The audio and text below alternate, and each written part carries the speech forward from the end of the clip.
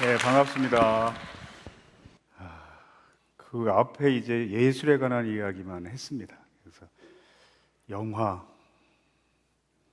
음악, 사진, 노동 좀 긴장되죠. 네, 저도 좀 생뚱맞습니다. 그 노동 문제를 바라보는 시각은 입장에 따라 극단적으로 다릅니다. 노사정이 마지막으로 모였을 때 모습인데 가운데가 당시 노동부 장관입니다. 그 옆에는 민주노총, 한국노총의 위원장입니다. 그 옆에는 정경영 경총, 경영자 단체의 대표들입니다. 그러니까 나란히 서 있지만 머릿속엔 생각이 얼마나 다를까요? 여기 오신 분들 중에도 기업을 경영하시는 분과 고용되어 있는 분은 노동 문제를 바라보는 시각이 굉장히 큰 차이가 있습니다. 일단 한국 사회에서는 노동 문제, 노동자에 대한 인식이 지극히 부정적입니다. 수배 전단이거든요. 인상 차이가 뭐라고 써 있습니까? 노동자풍이라고 써 있습니다. 이 상당히 많습니다, 이런 게. 여기 뭐 혹시 교사가 계시면 교사풍 써 있으면 얼마나 기분 나쁘겠어요. 요즘 아파트에서 청소 일하는 사람들이 거의 환갑 넘은 분들이 많이 하시는데 어떤 분이 열심히 복도 청소하고 계신데 엘리베이터가 닫히면서 젊은 엄마가 딸에게 하는 말이 들렸답니다. 그런데 다 우리가 아이들에게 해본 얘기입니다. 짐작하시죠? 너 공부 열심히 안 하면 나중에 저렇게 노동자 된다? 우리 사회는 노동자라는 단어를 이런 용도로 사용합니다. 인권의식이 발달된 선진국 같으면 그런 사람들은 형사처벌 받을 수도 있습니다. 우리는 그런 감정 노동자, 서비스 노동자의 인권을 보호해야 한다. 아직까지 이런 생각은 못하는 사회인 거죠. 빌리 엘리엇이라는 영화가 있죠. 요즘 뮤지컬이 더 유명해졌습니다. 파업하던 광부가 자기 아들을 데리고 런던의 왕립 발레학교에 면지업 시험 보러 오는 그런 장면이 나옵니다. 면지업 시험 다 끝나고 나가려고 할 때 왕립 발레학교 총장이 그 영국 사회 최상류층 인사죠. 광부 학부모에게 마지막 인사를 뭐라고 했을까요? 파업에서 꼭 승리하세요. 이렇게 인사합니다. 이게 한국 사회에서는 거의 불가능한 일이에요. 프랑스 영화입니다. 집에 좀 늦게 온 딸과 엄마가 하는 대화가 나오는데 딸이 노동자들 파업하는 바람에 길이 막혔고 아주 난리 났어요.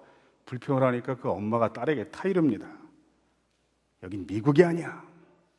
노동자가 파업한다고 불평하는 건 돈밖에 모르는 천박한 자본주의.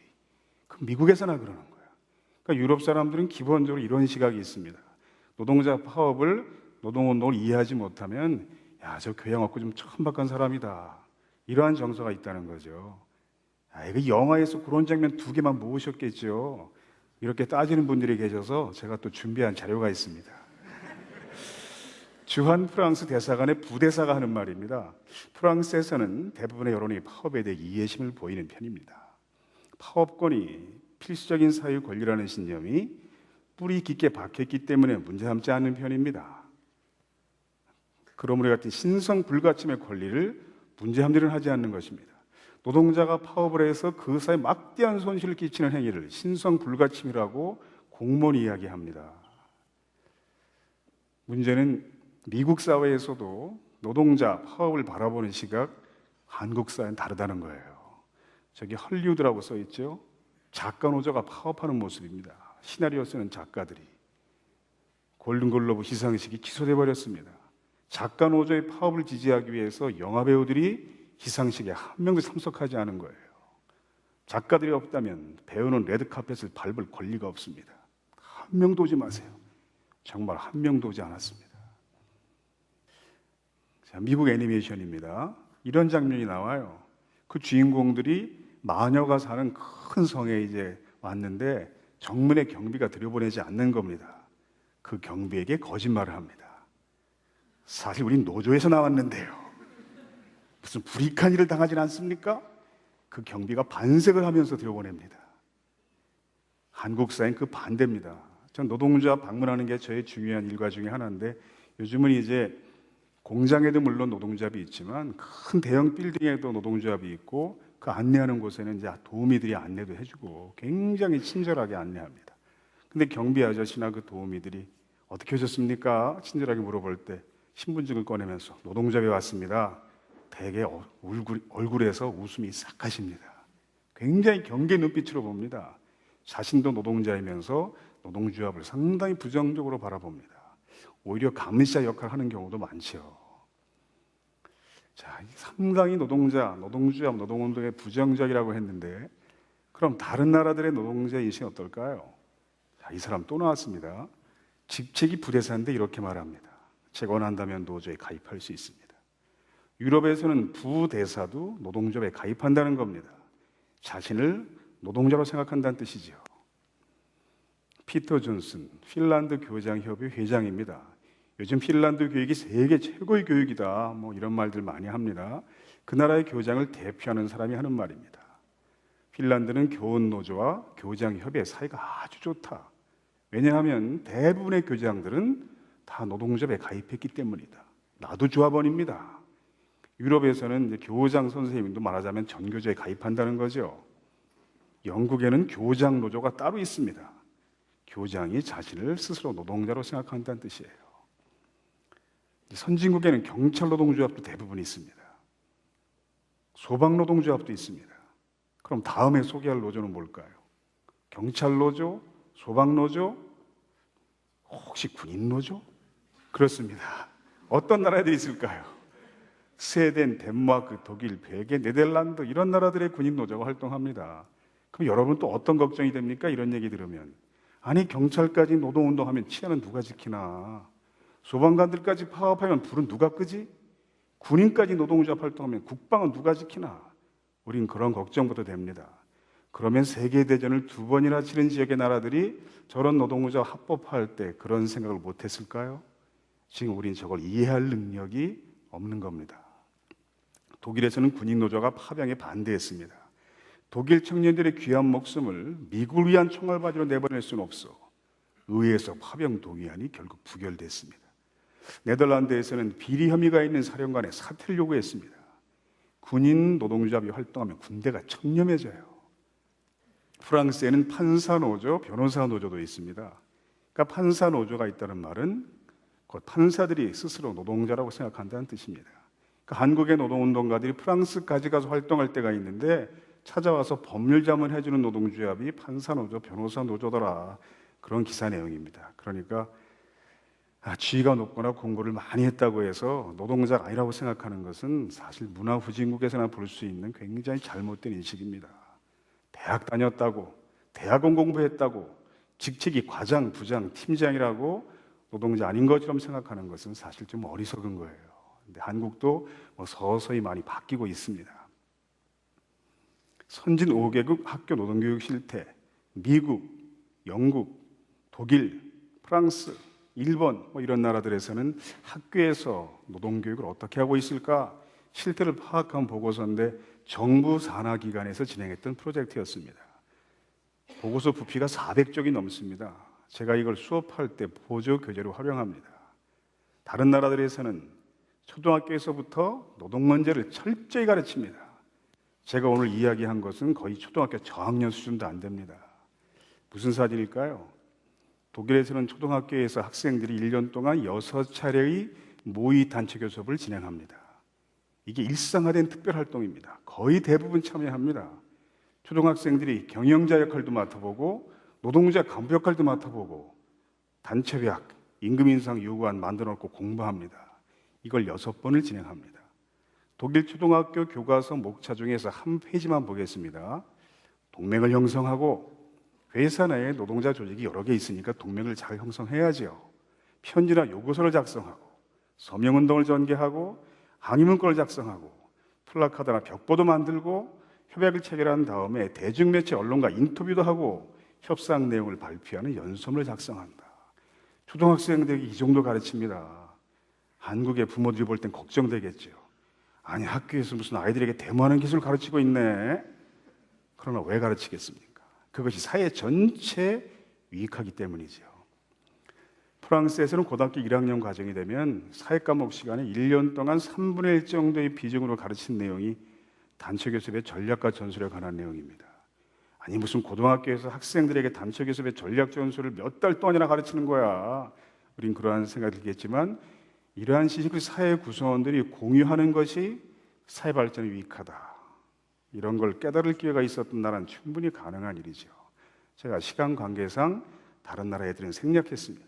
근데 소위 선진국 OECD 가입한 나라들 중에서 우리처럼 제도권 교육에서 노동인권 교육이 제대로 되지 않고 있는 나라는 사실 별로 없습니다.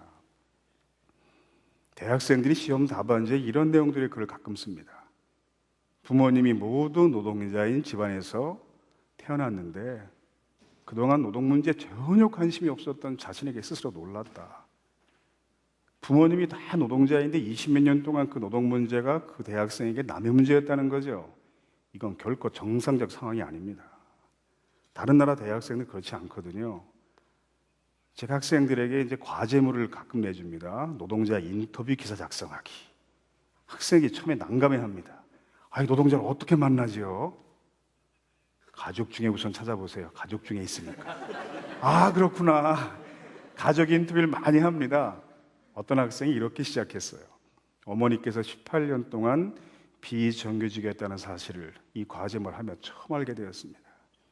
이건 결코 정상적인 상황이 아닙니다, 지금. 어떤 학생은 또 경찰서에 찾아갔답니다. 다른 선진국엔 대부분 경찰 노동조합이 있다고 하는데 그 문제에 대해 어떻게 생각하십니까? 라고 다 물어보기 전에 쫓겨났다. 막 쫓아내더랍니다. 그런 얘기를 했더니 유럽 선진국들에서는 전체 노동자의 즉 직장인 70 내지 80%가 노동조에 가입해 있습니다. 주로 북유럽 나라들이죠. 우리나라는 10%만 가입해 있어요. 직장인 10명 중에 1명만 노동조합에 가입해 있습니다. 이게 OECD 30개 나라들 중에서는 29위입니다. 꼴찌에서 둘째예요. 대만의 약 4분의 1, 일본과 싱가포르가 비교해도 한 절반 정도밖에 안 되는 수치입니다. 한국 노동자들이 OECD 30개 나라들 중에서 연간 노동시간 1위, 인구 10만 명당 산재 사망자 수가 1위입니다. 이건 노동운동이 굉장히 약화되어 있는 현상과 무관하지 않습니다. 저 통계는 사무직, 생산직, 서비스직, 전문직, 화이트 칼라, 블루 칼라를 다 망라한 통계이기 때문에 여러분들은 어떤 직종에서 일을 하든 세계에서 가장 많이 일하는 노동자이고 그 업무와 관련해서 어떤 질병에 걸리거나 사망할 확률이 가장 높은 노동자라는 뜻입니다.